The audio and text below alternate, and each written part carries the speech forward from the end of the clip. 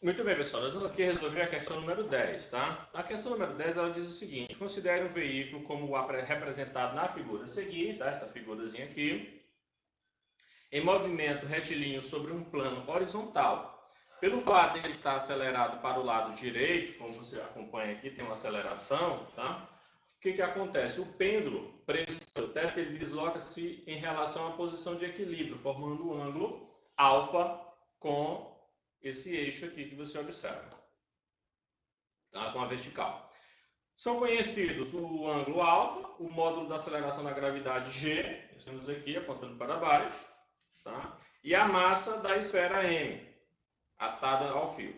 Ele quer na letra A. Qual é o módulo da aceleração A do veículo? Tá? Esta aceleração aqui, tá? A gravidade a gente já sabe quanto que vale. Agora esta aceleração aqui, baseado nisso. Tá? E a letra B, o módulo de A depende de M, então ele quer saber se o módulo dessa aceleração depende da massa dessa bolinha.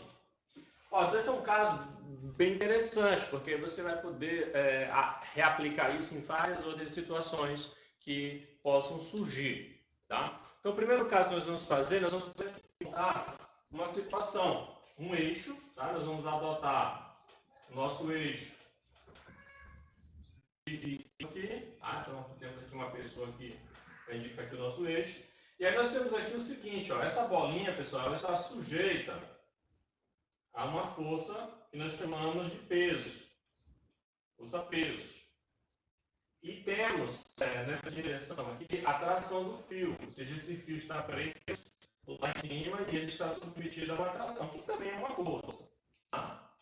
E aí, colocando isso aqui no eixo direitinho, nós temos esse ângulo alfa. Tá? A mesma representação que nós temos aqui, só que dessa maneira, o ângulo aí é o mesmo.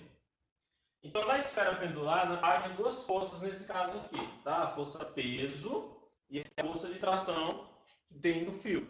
Tá? Então, nós temos essas duas forças agindo. Só que essas duas forças, elas não são paralelas, tá? Existe um ângulozinho de inclinação. Então, para ficar fácil de trabalhar, você deve sempre procurar colocar as forças paralelas nos eixos X, X ou Y, tá? Para poder facilitar a resolução das questões. Então, o que nós vamos fazer aqui? Olha, essa força-peso, ela já está na vertical, beleza. E aí nós temos que resolver a questão dessa força T. Essa força T, pessoal, ela se subdivide em coisas que eu posso decompor, como vocês viram na parte de decomposição vetorial. E aí você decompondo, você vai ter um T nessa direção aqui, ó, você vai ter um T nessa direção, nós vamos chamar de TY. E você vai ter um T nessa direção aqui, nós vamos chamar de TX. Tá? Então, esse T, essa força aqui, T, ela se decompõe em duas forças, que nós vamos, é uma componente Y e uma componente X. Tá? Então, nós temos essas duas componentes. E aí, o que nós vamos observar? Nós vamos observar o seguinte, em relação esse movimento aqui, ó, vertical, essa bolinha ela não está subindo e nem está descendo. Então, isso me diz o quê? Isso me diz que essa força aqui é igual a essa. Tá? Essa componente aqui é igual a componente de peso. Tá? É uma coisa que eu tenho. Mas antes disso, eu quero saber como é que eu calculo quem é esse TY e quem é esse TX. Ora, nós temos aqui um ângulo. Então, quem tem esse TY é uma componente de T, então depende dele. Então, meu T Y depende do T, é uma componente de T. E aí, como essa componente está aqui adjacente ao ângulo, ela vai depender então do cosseno desse ângulo alfa. Tá? O meu Tx é uma componente que depende de T. Então, ele está do lado oposto ao ângulo. Então, ele depende de quem? Do seno desse alfa. Tá? Então, que é Tx, desculpa. Tá? Então, o meu Ty é T cosseno de alfa. O meu Ty, perdão, meu Ty é T cosseno de alfa. Meu Tx é T seno de alfa. E eu estou dizendo aqui para vocês que o meu P, que o peso é igual a Ty. Ou seja, o peso vai ser igual a T vezes o cosseno de alfa. Tá? Ou seja, essa componente é igual a essa. Isso aqui é peso, isso aqui é TY. Mas quem é TY? Tem cosseno de alfa. Portanto, o peso é igual ao T, esse T aqui, vezes o cosseno desse ângulo. Então, é a primeira parte que eu tenho aí.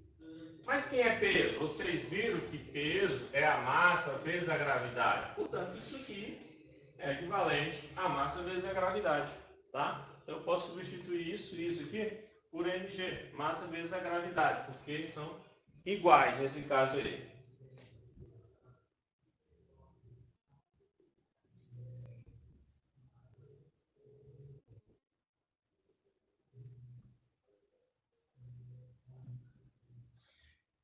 Beleza. Está resolvida essa questão na vertical. O objeto não se movimenta para cima e para baixo, então temos isso aqui.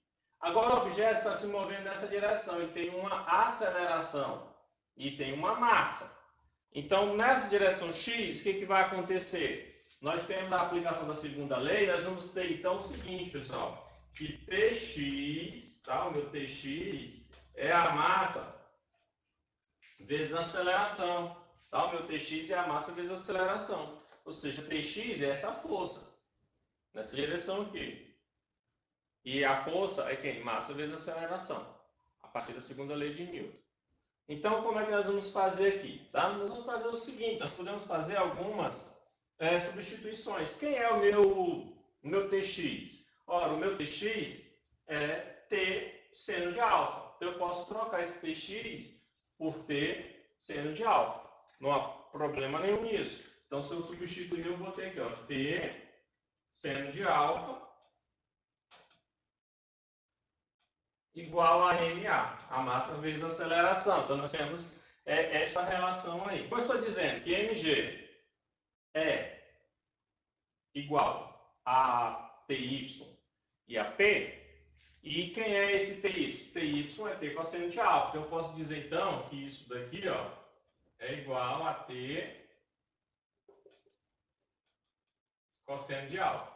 E aí nós podemos fazer uma comparação dessas duas equações aqui. Ó. Nós temos isso aqui, ó, que a massa vezes a gravidade ela é igual a T vezes o cosseno de alfa, e que a massa vezes a gravidade ela é igual a T vezes o seno de alfa. Então, veja que está todo mundo aqui relacionado com esse seno de alfa. Então, nós podemos igualar essas duas equações, e aí nós vamos obter o seguinte, tá? Nós podemos obter a seguinte relação. Tá? Eu vou ter, então, que a massa vezes a aceleração dividido pela massa sobre a gravidade vai ser o meu T seno de alfa sobre o meu T cosseno de alfa. Tá? Então, podemos igualar as duas equações e fazemos esse ajuste aqui. Nesse caso aqui, o que vai acontecer? Eu vou eliminar esse M com esse M. Então, você vai já responder a letra B, que a aceleração não vai depender da massa. Tá? A letra B já está respondida bem aqui. Não depende da massa, eu posso eliminar a massa. E esse T agora, eu posso eliminar ele. Ó. Então, o que vai sobrar? Eu vou fazer bem aqui assim. Ó. Vai me sobrar a aceleração sobre a gravidade. E aqui vai me sobrar seno de alfa sobre cosseno de alfa. E quem é o seno de alfa sobre o cosseno de alfa, pessoal? É a tangente. Tá? Isso é o que nós chamamos de tangente. Então, eu posso substituir isso. Então, a aceleração sobre a gravidade vai ser a tangente do ângulo alfa. Como ele quer descobrir justamente essa aceleração, eu isolo essa aceleração e eu vou ter que ela é o quê? A gravidade, passa multiplicando, vezes a tangente do ângulo alfa. Então, isso vale, pessoal, para todos esses casos aqui. Ou seja, qual é a aceleração que esse objeto está adquirindo? Depende exclusivamente deste ângulo. A gravidade, ela é, no caso aqui na Terra, constante, então não vai mudar. Então, não depende vai depender da gravidade? Não. Vai depender da massa? Também não. Depende exclusivamente daquele ângulo. Tá? Ou seja, a gravidade vezes a tangente. Então, eu só preciso calcular a tangente do ângulo, multiplico pela gravidade, que é um valor constante. E aí eu descubro qual é a aceleração adquirida pelo veículo. Tá? Então, é uma questão bem interessante para ser analisado, porque ela vai servir para várias coisas. Na verdade, eu estou fazendo tudo isso aqui para vários outros casos, posso pular para cá. Então, o objeto ele acelera, tem um corpo pendurado, vai formar um ângulo. Pronto, eu só preciso saber que ângulo é esse, calcular essa tangente. Calculei a tangente, multiplica pela gravidade. Eu já sei qual é a aceleração. Tá? Então, é isso que tem que ser feito para resolver a questão número 10, aí no caso.